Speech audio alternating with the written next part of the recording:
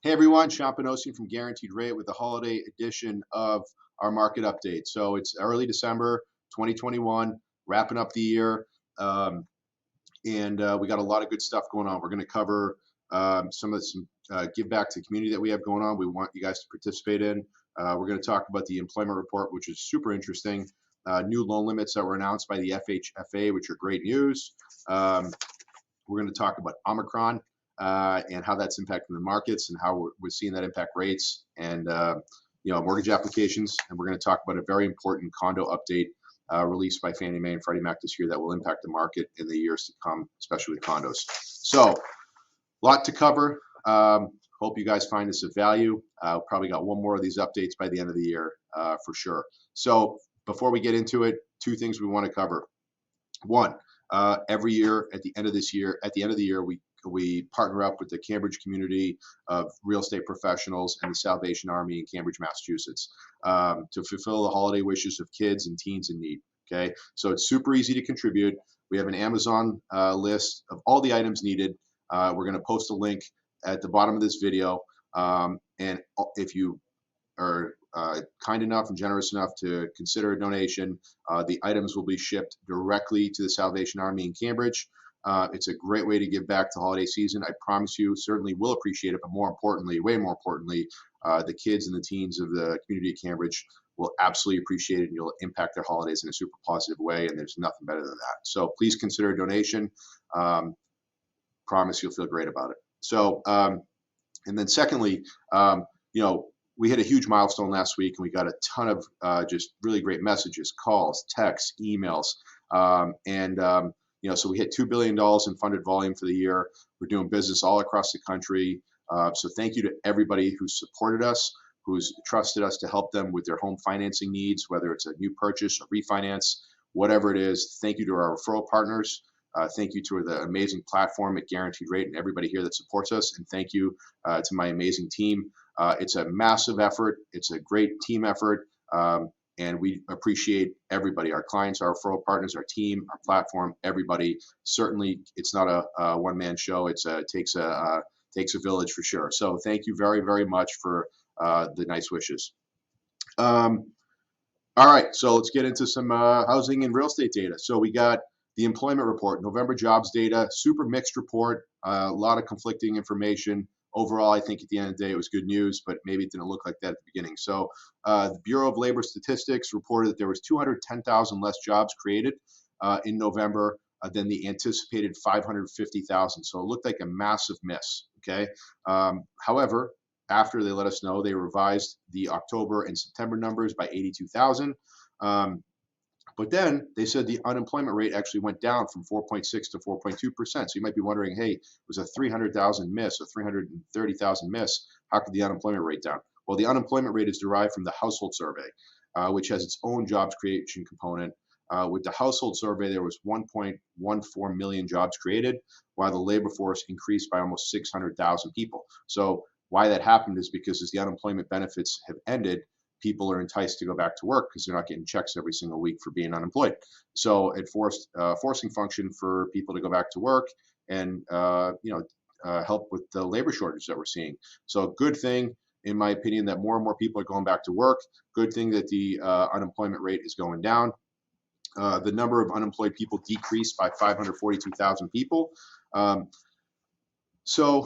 my opinion, not my opinion. What we're seeing is that the unemployment rate probably is right around like 7.8%, because there's a bunch of people that have no intentions of ever getting back in the workforce because they've removed themselves from the workforce for a variety of reasons. So, to give you a reminder, before the pandemic, unemployment was hovering around just over 3%.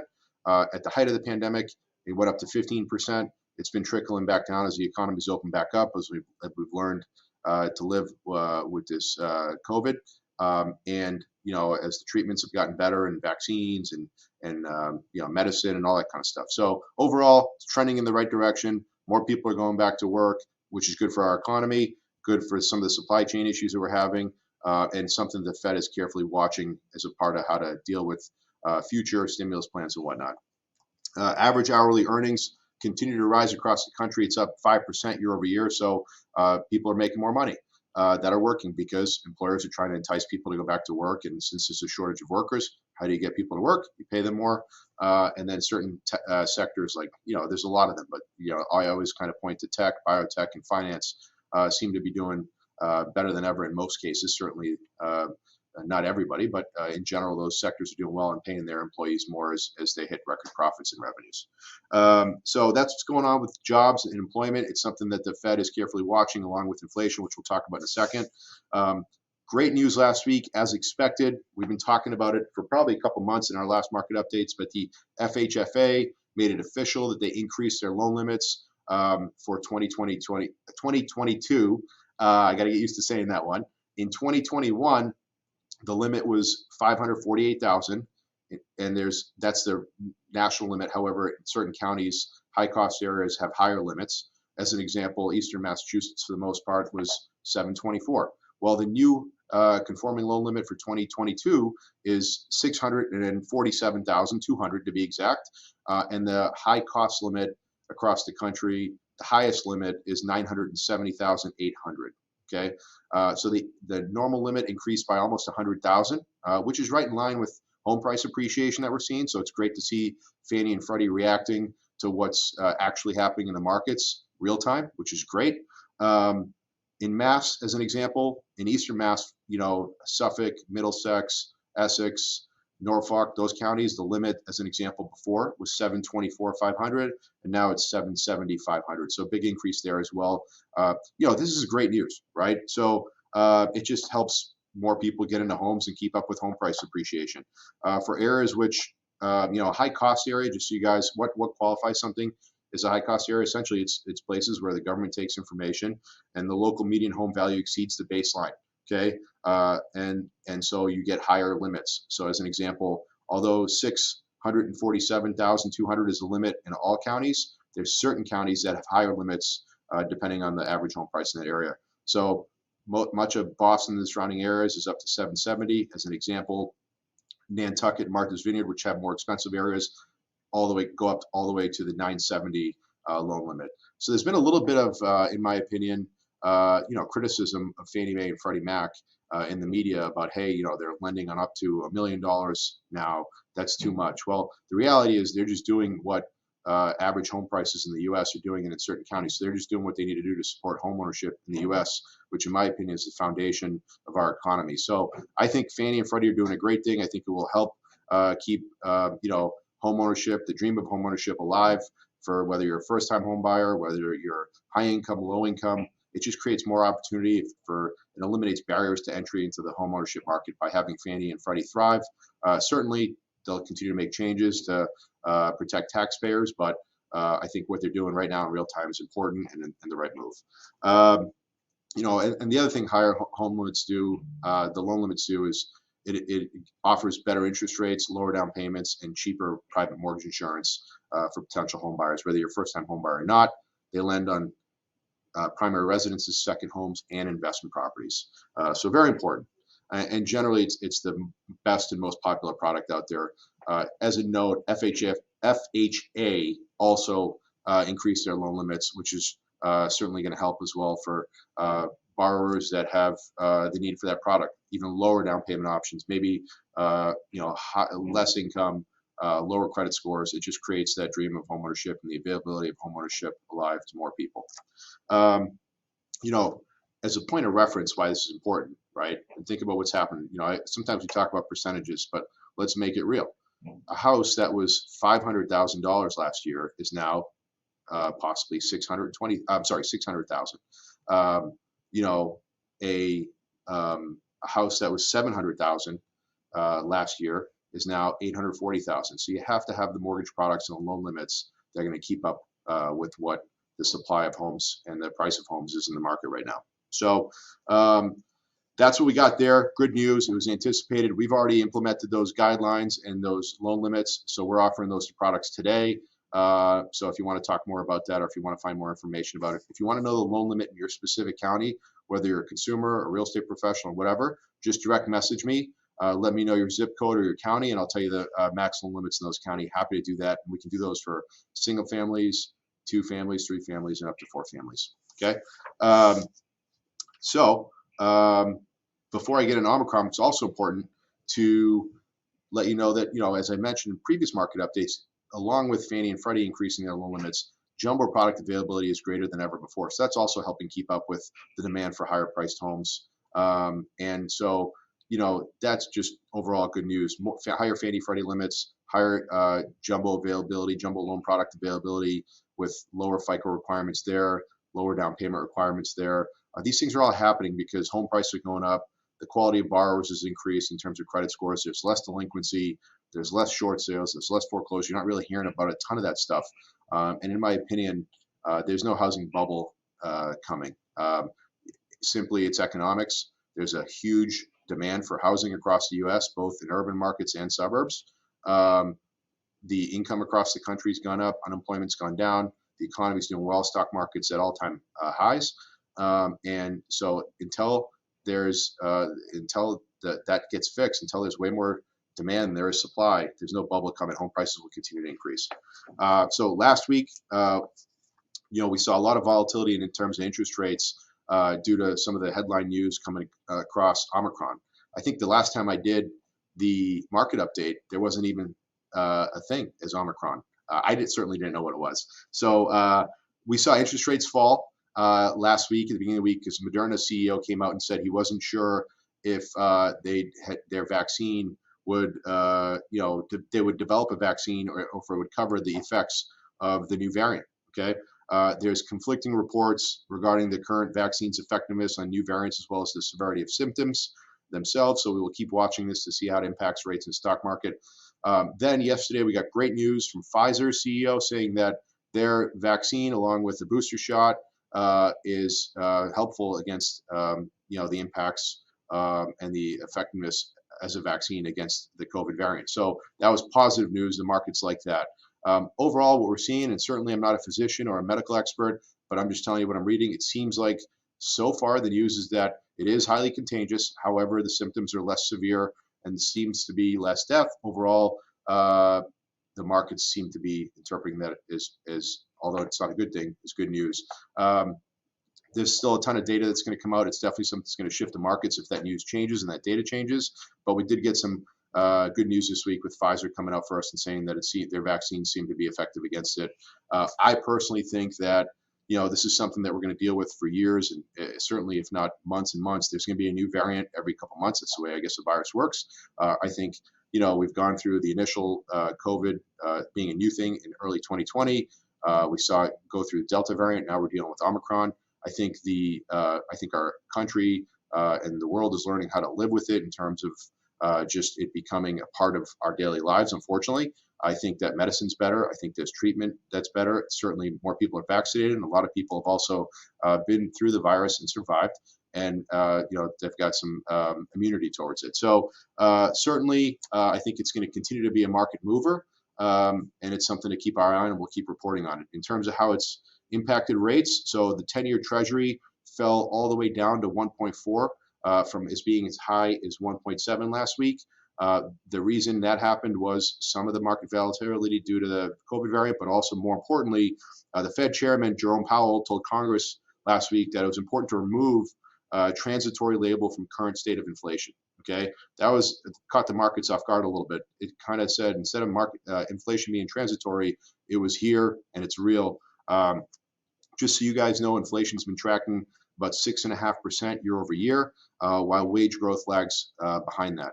I was on a call earlier this week with some analysts. They're predicting that inflation will stay through the end of this year, but hoping by the end of 2022 that it goes back down into the hopefully low twos, mid twos, as supply chain issues ease up and some of the pent up demand there is for goods and products and services, works its way through the system. Bottom line is markets were largely blindsided by his comments on inflation. It took them to mean the Fed chairman is now much more aggressive than in previous weeks. This simply means that we expect to see tapering and rate hikes to stave off inflation. Okay, so tapering, something we've talked about in previous market updates. The Fed, did a great job as a part of their stimulus plans in terms of flooding our economy with cash to fight against a virus in terms of the economic impacts of it. They flooded the system with cash, lowered rates, but as a result of that, now we're dealing with some inflation. At first, they thought it was transitory. Now they're not sure. However, to stave off inflation, their goal is to taper, and that means buying less treasuries and mortgage-backed securities and drive rates higher. We think that the 30-year fixed rate, not we think, currently today, the 30-year fixed rate is hovering around 3%. Certainly, there's plenty of clients getting rates in the twos based on their products or circumstances. Clients slightly higher as well. It's an average. The forecast is by the middle of this year for rates to tick up in June when the tapering should be done. We'll see if they are more aggressive with some of the tapering news and get out maybe faster. However, thinking rates will be in the mid threes by mid-year around the summer and high threes by the end of the year. So we're talking about, home prices going up, continuing into 2022 due to a lack of inventory. We're talking about interest rates going up. So the cost of homeownership will certainly increase in 2022. I think rates going up will slow down the impacts of home price appreciation. I don't think we're going to see a home price appreciation in 2022 of 20%. I do think it's going to be closer to somewhere around 10%. Could be as high as 12, could be as low as 8, but it's going to be in that ballpark because as the cost of our money increases as well, I think that will have an impact on things as well. And certainly, I don't think we'll see 20% year over year. It's just not sustainable. Obviously, we're going to keep an eye on news about the variants. We're going to keep an eye about inflation, and we'll report back. Mortgage applications for the last month have been up 4 weeks in a row for purchases. Okay, still down about 8% year over year. Really down about 4% when you factor in the increase of cash buyers due to the intensity of the market. But for some reason, at the end of the year, there's always a big push in applications. We always get really busy right before the holidays. Can't explain it exactly why. I'll figure it out eventually, but it always is busier in the purchase activity. I don't know if it's people getting ready for January and February before the spring market, but we're certainly very, very active. The phone is ringing on weekends. There's still, in some cases, in certain markets, multiple offer situations. We've got about 2 weekends left before the holidays because we got Christmas and New Year's both fall on, I believe, Friday and Saturday. So I think we're not going to see a ton of activity on these weekends. So the next couple of weeks are going to be really interesting. But the purchase activity on our end, all across the country for that matter, has been very robust. And certainly a lot of demand still out there and people hoping to buy now. I do think as a buyer, if you can find a house you like, you're going to get a better deal in December, January, and February. But once March comes around, it's going to get pretty intense again. I think our spring market is going to be just as intense in 2022 as it was in 2021. And then refinances, we saw a little bit of a decrease in refinances. What we're seeing is that a lot of people have refinanced. However, I'm finding every single day that there's clients out there that have not taken advantage of the super low rates. So if you've got a rate in the high threes, low fours, if you're paying PMI, you should certainly be talking about or thinking about a refinance. Also, we're seeing a lot of people take advantage of some of these 10 and 15-year rates are super low, still in the low twos, mid twos, and we're seeing people cut term in order to pay off their homes faster. And we're still continuing to see a massive surge in cash out refinances. Home equity increased in the last year about 29% as home prices have appreciated and clients have paid down their mortgages in record time because of low interest rates. So there's 30% almost more equity in homes than there was this time last year. We're seeing a lot of clients take advantage of cash out refinances to do debt consolidation, a lot of home improvement cash, buying other homes or using for other types of investments. So a massive surge in cash out refinances. Happy to give you a consultation on a cash out refinance if that's something you've been thinking about to take advantage of the massive equity in your home as well as cheap borrowing costs. Okay. And then I'm going to end it with a big update regarding condos. I think it's very important if you do business as a listing agent or as a buyer agent on condos. If you're in the cities, obviously there's more condos there, or if you're a potential client looking to buy a condo, I think it's really, really important to pay attention here. So, I'm going to talk to you about specifically some of the things we're seeing on the questionnaires, but due to the Champlain Towers South Condominium collapse in Miami earlier this year, was a big headline story. Unfortunately, some people passed away. Overall, it's just a disaster. The entire building collapsed. So Fannie Mae and Freddie Mac have updated their guidelines to ensure structural safety of condominium structures. as a result of that. So for all loans on condos with 5 units or plus, we need to verify the following going forward. Are there any pending or active special assessments? Are there any critical maintenance, material deficiencies, or significant deferred maintenance approved now or planned in the future? Are there any code violations or local government certifications the HOA has not satisfied now or in the last 5 years? So they want to know those specific things because they want to dive deep into make sure there's not a problem with the building. Okay, because when you lend on a condo, not only are you lending to the consumer, but you're also lending, on the association. So you're approving both. Okay, so if any of those questions are marked yes, okay, then we need the maintenance special assessment addendum completed and signed by the HOA. So what are we going to ask? We're going to ask the HOA or property manager to confirm if the repairs have been completed. That's important. Is there any percentage of the special assessment that's delinquent, not paid? Okay, and if so, how much? Is any portion of the repairs being funded by the HOA's reserves? Do sufficient reserves exist currently to complete all the work regardless of special assessments? And then has a determination been made that the amount of the assessment is sufficient to complete the work? Okay, and then we're going to ask for things like the financial documents within the last 60 days, income, balance sheets, approved budgets for next year, maybe an inspection or a study by an engineer, depending on the scope and the intensity of the potential deficiencies. So bottom line, we're also going to ask for things like meeting minutes to see what the association is talking about. But the bottom line is that, that was a big problem. Obviously, again, it was a tragic situation, but so if you're buying a condo or if you're selling a condo or if your client's thinking about a condo that's got special assessments, litigation pending due to structural issues and whatnot, it's something you're you should be absolutely paying attention to. It's new. It's really new. So you should be talking to a lender that you trust, that knows condos inside and out. We certainly do. We pride ourselves on being condo experts and the best in the industry at lending on condos, and really know our stuff. So we can certainly give you guidance.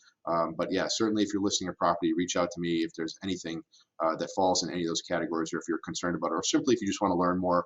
If you want us to come into your real estate meetings and give you guys some more detail and really dive into this stuff, we certainly will. But it's a big, big change that everybody should know about. So, and there's certain condos that it doesn't apply to, like smaller associations, like 2 to 4 units, detached condos, stuff like that. So, or something that's gone through a much larger recent approval, like a PER study by Fannie, that really dives into all that stuff that's generally on a newer construction. So bottom line, guys, lots of information out there, lots of good changes. Market's still really strong, still super bullish on the U.S. housing market. Mortgage product availability and rates are cheaper than ever. And there's a lot of good stuff going on to end what's been an epic year in terms of 2021 from a mortgage industry standpoint and real estate standpoint. But I think 2022 is going to be just as intense. And we're prepared, ready, and able to help homeowners buy, refinance. We're closing loans faster than we've ever closed them by a mile. I've never been more proud of what my team's been able to do. We've implemented technology, communication, efficiencies, processes, systems, just to deliver amazing results. And we're happy to close loans faster than ever if that makes a difference. We're really dialed into our communication with our clients to get them prepared, and we're just ready. So if we can be of service to you guys and we can help you do more business in 2022, or actually become a homeowner, or just in general evaluate your homeownership options, whether you currently own a home or you don't, we're here to help. Happy holidays, and I'll see you guys in a couple weeks.